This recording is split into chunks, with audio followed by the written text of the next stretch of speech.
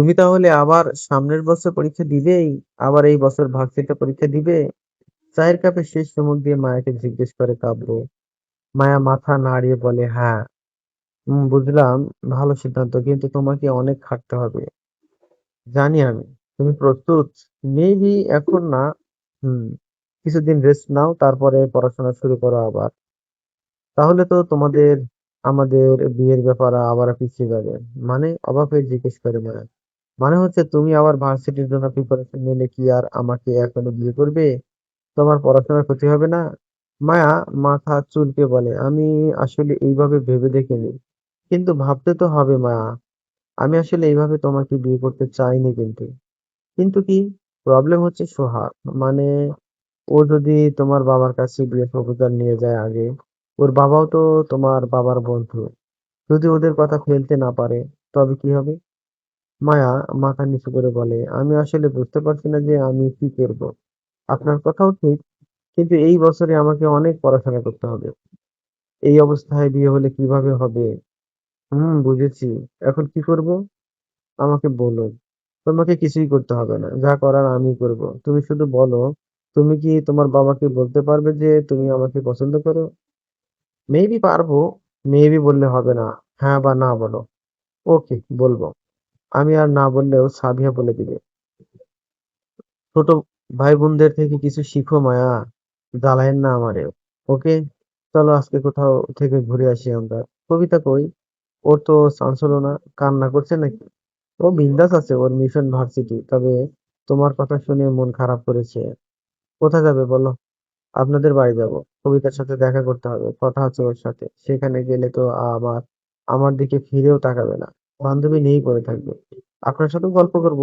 ওকে, চলো, গাড়িতে ওঠো। অত পাগল হইনি মাস্টার মশাই, আপনার গাড়ি চড়ে আপনার বাড়িতে যাব কেন?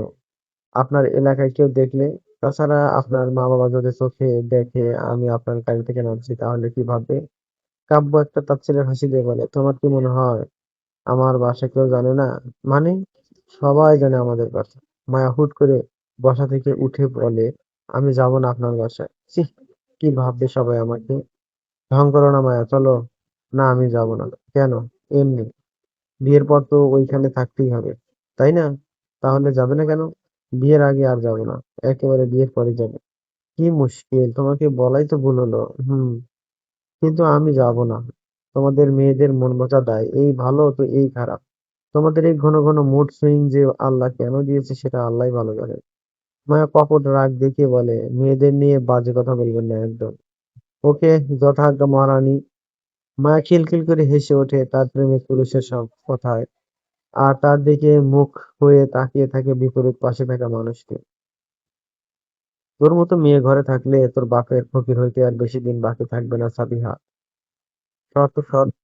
আসছে কেক বানাইতে। ভাত রান্না করতে পারে না, উনি আবার বোনের জন্য কেক বানাবেন। বোনের মন ভালো করার জন্য। সাবিয়াকে রান্নাঘর থেকে ঠেলে বের করে ব্যঙ্গ করে কথাগুলো বলে রিজা। সাবিয়া গাল ফুলিয়ে চেয়ারে বসে থাকে। কিছু সময় মন খারাপ করে গাল ফুলিয়ে থেকে বুঝতে পারে কেউ এসে এখন তাকে সান্ত্বনা দিবে না। কারণ সে আর রেজা ছাড়া যে কেউই বাসায় নেই। মায়া গেছে কাবু ভাইয়ার সাথে দেখা করতে, মা গিয়েছে সাব্বিরের সাথে, বাবা অফিসে আর ফুফি দোকানে। সে চেয়েছিল নিজে হাতে একটা কেক বানিয়ে মায়া আপুকে চমকে দিতে, কিন্তু বরাবরের মতো এইবারও সে কেক বানাতে ব্যর্থ। কেকটা চুপসে গেছে পুরোপুরি। দেখতে অনেকটা টুপির মতো, কিংবা ডোরেমনের ডোরা কেকের এক পাশের মতো। প্রথমবার যখন কেক বানাতে গিয়ে এই অবস্থা হয়েছিল, তখন সে নিজেই নিজেকে সান্ত্বনা দিতে কেকের মাঝখানে চকলেট ঢেলে খেতে গিয়েছিল। কিন্তু তার স্বাদ ছিল জঘন্য। কিন্তু সে দমে যায়নি। একের পর এক কেক বানিয়েই গেছে। লাভের লাভ কিছুই হয়নি। কেক তো হয়নি, তার উপর আবার পুরো রান্নাঘর নোংরা করে ফেলেছে। সাগরিকা থাকা অবস্থা আর সে রান্নাঘরের দিকে পা বাড়ায়নি, কিন্তু সে না থাকলে ঢুকে গিয়ে এই কাজটা করার চেষ্টা করে। কিন্তু প্রতিবারই ব্যর্থ হয়ে গাল ফুলিয়ে বসে থাকে। কেউ তাকে সান্ত্বনা না দেওয়া পর্যন্ত তার গাল আর স্বাভাবিক অবস্থায় আসে না। কিন্তু আজকের ব্যাপারটা আলাদা। বাসায় রিজা ছাড়া আর কেউ নেই। রিজার রাগে গজগজ করতে করতে রান্নাঘর পরিষ্কার করছে। তাই তার থেকে সহানুভূতি আশা করাটা ঠিক হবে না। সামিহা প্রায় আশা হারিয়ে ফেলেছিল, কিন্তু হঠাৎ করেই বাসার কলিং বেল বেজে উঠল। সে দৌড়ে গিয়ে দরজা খুলে চুপচাপ মন খারাপ করে দাঁড়িয়ে থাকে।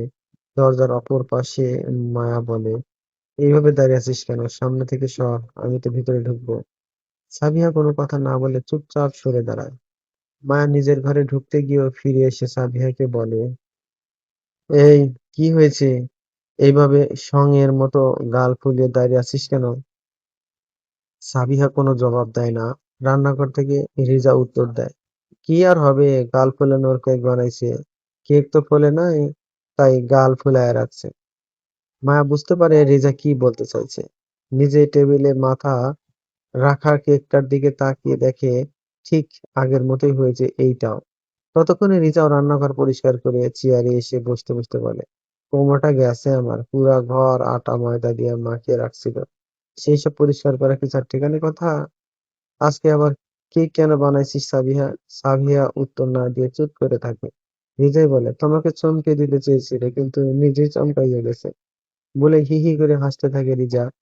মায়া দাঁড়িয়ে থাকা সাবিহার কাছে গিয়ে ওকে এনে বসিয়ে বলে, কেক যেমনই হোক না কেন, আমার জন্য যেহেতু বানিয়েছিস, আমি তো খাবোই।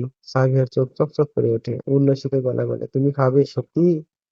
কিন্তু এইভাবে কিভাবে খাবে? তুই যা, রান্নাঘর থেকে মধু নিয়ে আয়, তাইলেই হবে। সাবির ছুটে গিয়ে মধুর বয়াম নিয়ে আসে। মায়া খানিকটা মধু বাটিতে ঢেলে কেক ছিঁড়ে ছিঁড়ে সেটা দিয়ে মিশিয়ে খেতে থাকে।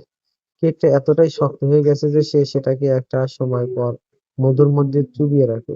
তার দেখাদেখি প্রথমে রিজা ও তারপর সাবিয়া নিজেদের মুখে তুলে নেয় কিছুটা। রিজা খেয়ে বলে, মন্দ হয়নি খুব একটা, তবে মধুটা বাড়তি লাগলো।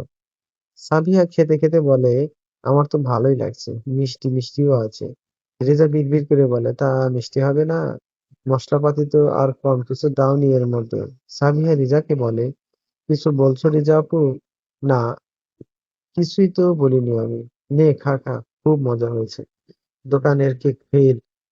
তারা তিনজনই জানে কেমন হয়েছে, তাই রিজার কথা শুনে রিজা সহ তিন বোনই হা হা করে হেসে ওঠে। ফোন কেন ধরছিলে না মায়া? আমি তো তোমার স্যার হই, তাই না? মিনিমাম রেসপেক্ট তো আমি পাই তোমার থেকে। মায়া ছোট্ট করে বলে, ওয়াশরুমে ছিলাম সোহাগ ভাই, তাই ধরতে পারিনি। সোহাগ ফোনের অপর পাশ থেকে বলে, তোমার রেজাল্ট দেখলাম কালকে, খারাপ লাগলো, তবে ভেঙে পড়ো না, সামনে আরো সুযোগ আছে, সেসবের জন্য প্রস্তুতি নাও। হ্যাঁ ভাইয়া, দোয়া রাখবেন আমার জন্য। সবসময় তোমার জন্য দোয়া করি মায়া, তাই দোয়া চেয়ে আর লজ্জা দিও না আমাকে। মায়া কি বলবে বুঝে উঠতে পারছে না, তাই শুধু বলে, জি ভাইয়া। শোনো মায়া, একটা কথা বলার জন্য তোমাকে কল করেছিলাম। জি, বলুন। তোমাকে তো অনেকদিন পড়ালাম, একটা ট্রিট তো পাওনা আছে তোমার। কবে ফ্রি আছো বলো? কবিতাকেও আসতে দিল। মায়া বেশ শান্ত স্বরেই বলে, এখন পারবো কিনা জানি না, তবে আপনাকে জানাবো। ওকে, বাট বেশি দেরি করো না। আমি আসলে চাকরির জন্য পরীক্ষা দিয়েছি, লিখিত পরীক্ষায় টিকেছি, ভাইভাও মোটামুটি ভালোই হয়েছে।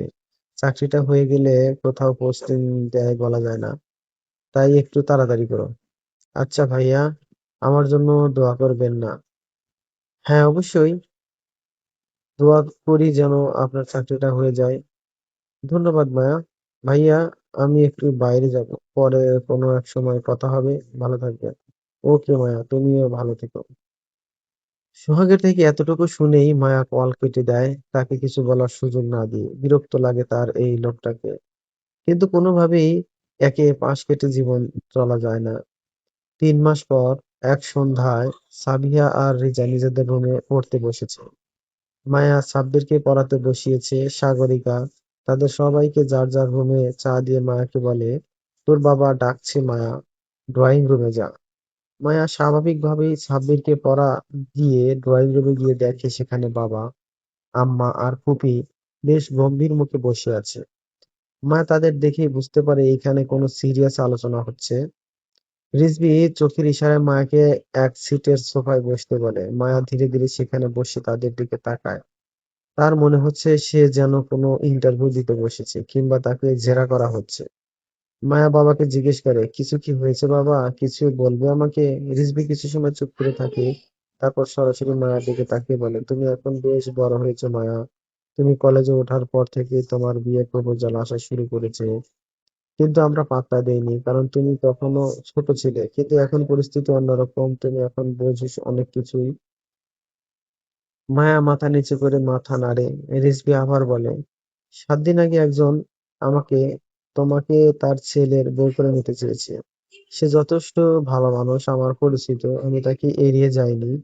তার ছেলেকে তুমি চেনো, সেও যথেষ্ট ভালো মানুষ। তোমার আম্মা ফুপিরও একই ধারণা, তারাও তাকে পছন্দ করেছে। মায়ার হৃদয় লাফিয়ে ওঠে। তবে কি সোহাগ ভাইয়ের বাবাই সবকিছু বলেছে? সে ঘামতে থাকে ক্রমাগত, ভীষণ পানি পিপাসা পাচ্ছে তার, কিন্তু এইখান থেকে ওঠার শক্তি তার নেই।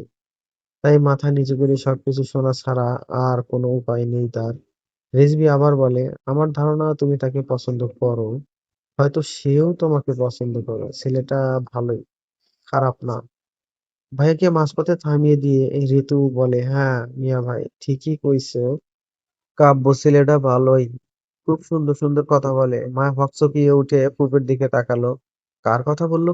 কাব্যর কথা? তবে কি কাব্যর বাবা বিয়ে প্রপোজাল দিয়েছে? রিজভী আবারও কিছু বলতেই যাচ্ছিল, কিন্তু তার আগেই বাসার কলিং বেলটা বেজে ওঠে। ঋতু গিয়ে দরজা খুলে দিলে সবাই দেখে সোহাগ আর তার বাবা এসেছে। আসগর আলীকে দেখে রিজভী উঠে গিয়ে তাকে বলে, তুই এই অসময় আসবি বলে আসবি না? আর তোর হাতে এটা কি, মিষ্টির প্যাকেট? হঠাৎ মিষ্টি আনলি কেন? আসগর আলী জবাব দেওয়ার আগে ঋতু বলে, মিষ্টি আনছেন, ভালোই করছেন ভাইজান। আমাদের মায়ার বিয়া ঠিক হইল আজ, শুভ সময়ে আইছেন মিষ্টি নিয়া। আপনাকে মিষ্টি দিয়াই না হয় মিষ্টি মুখ করলাম। আসেন আসেন। আসগর আলী আর সোহাগ হতভম্ব হয়ে দাঁড়িয়ে থাকে। সোহাগ সহসায় তাকায় মায়ার দিকে, আর আসগর আলী সোহাগের দিকে। তারপর সোহাগের হাতটা শক্ত করে চেপে ধরে। বাবার হাতের মুঠোর স্পর্শে সোহাগ বুঝে যায়, তারা এখানে যে উদ্দেশ্যে এসেছে সেটা যেন ভুলেও এখন এখানে উচ্চারণ না করে। আসগর আলী বলে, ভালোই তো, এক কাজে দুই কাজ হয়ে গেল। আমি মিষ্টি আনছিলাম, আমার পোলা চাকরি পাইছে হ্যার লাইগা। আইসা শুনি আমাগো মাইয়ারও বিয়া ঠিক, ভালোই তো। রেজবি বলে, চাকরি তো পাইছে 2 মাস আগে, তো এত এসে মিষ্টি খাইয়ে গেছে আমাদের। তুই আবার শুধু শুধু কেন এত কষ্ট করে গেলি? আয় আয় ভিতরে এসে বস তো আগে। মায়া নিজের জায়গা ছেড়ে উঠে দাঁড়ায়। সোহাগ আর তার বাবা শুকনো মুখে বসে। আজগর আলী এটা সেটা কথা বলছে রিজভির সাথে, কিন্তু সোহাগ মাথা নিচু করে ফ্লোরের দিকে তাকিয়ে বসে থাকে। তার ইচ্ছে করছে আকাশ বাতাস কাঁপিয়ে কান্না করতে, ইচ্ছে করছে মায়াকে এখান থেকে তুলে নিয়ে যেতে, ইচ্ছে করছে মায়ার সামনে গিয়ে দাঁড়িয়ে তাকে জিজ্ঞেস করতে, আমার মাঝে কি এমন কমতি ছিল যার কারণে তুমি আমাকে ভালোবাসলে না? মাথা ব্যথায় সোহাগের মাথা যেন ছিঁড়ে পড়ছে। বিড়বিড় করে সেরে বলতে চাইছে, হে আল্লাহ, একতরফা ভালোবাসাগুলো এত কষ্টদায়ক কেন? যখন তাকে আমার জন্য সৃষ্টিই করোনি, তবে কেন তাকে আমার কাছে পাঠিয়েছিলে? কেন তার মায়ায় আমাকে জড়িয়েছিলে? কি দোষ ছিল আমার, যে সারা জীবন আমাকে এই একপাক্ষিক প্রেমের দহন সইতে হবে?